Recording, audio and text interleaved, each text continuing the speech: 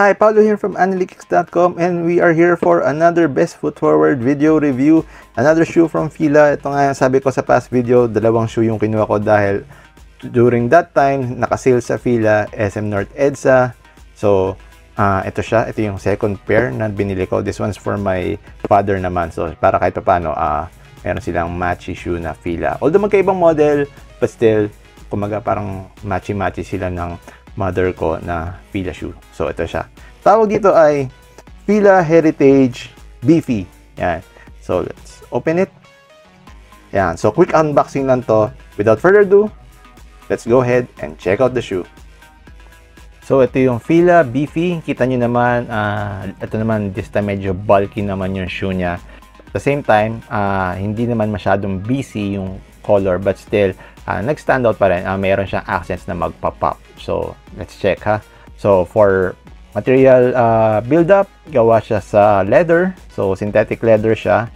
Tapos, mayroong paneling na at least sa colorway na to, navy. Navy blue yung paneling niya. So, makikita mo dito, mayroong Fila branding here. Meron din dito. So, yan. So, sa tongue area, meron din. Makikita mo, natatago lang ng laces, pero ayun siya, Fila. Kita nyo maganda din yung ano niya, yung itsura niya.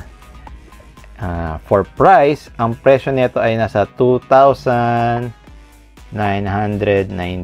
Pero yun nga, sale ang binili ko. So, pag bumili ka ng 2 pairs, makakuha ka ng extra discount. This is a very good deal. Still price siya kasi nga sa nakadalawang pairs lang tapos discounted na siya. And to begin with, hindi naman ganun kamahal yung sapatos. Pero at the same time, nakasale sila. So, siyempre, sino ba naman ang ayaw sa good deal ng extra discount, di ba? So, sa likod, balik tayo. Meron siyang parang rubber piece dito na may Fila branding. Yan, ganda rin. Tapos, this is a foam midsole. Yan. So, EVA foam lang siya. Pero, may give yung ano niya, yung foam niya. Malambot naman siya. So, of course, hindi naman to for athletic use. This is more of a lifestyle shoe naman din. Yung father ko naman, ang gusto naman is yung medyo cushiony na sapatos. Not too cushiony, pero enough yung magbibigay siya ng enough support naman or comfort. Yan, underfoot. Yan. For cushion tech, nothing much, but meron pa rin siyang yung Fila Comfort Foam, which is a memory foam based insole. So, yan. So, makakadagdag siya ng additional step in comfort. So, ang gusto ko talaga dito is yung color niya eh. So, nag-stand out talaga yung white, tapos nag-pop up yung navy na accent. At the same time, this red hit yan, sa outsole. O, hindi masyado pansin, but still, nakakadagdag siya from afar. Ba, yung mga lines na yan. Yan. Tapos, ito yung ano niya, outsole niya. So, ang outsole niya is halong solid rubber, segmented, and at the same time, yung foam exposed na rin siya underneath. So, foam-based outsole na rin siya.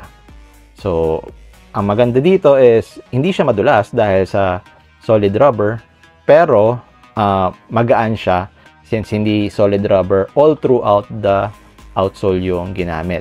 Kasi nandito rin yung foam. Yan. So, medyo lightweight pa rin siya. From the get-go, hindi naman din siya ganun kabigat. So, yun din yung isa sa mga kinagustuhan ko dito. So, I'm pretty sure hindi madaling mapapagod pag nag-long walks, diba? Hindi masyado makakaramdam ng foot fatigue yung father ko dito sa pair na to. So, ayun.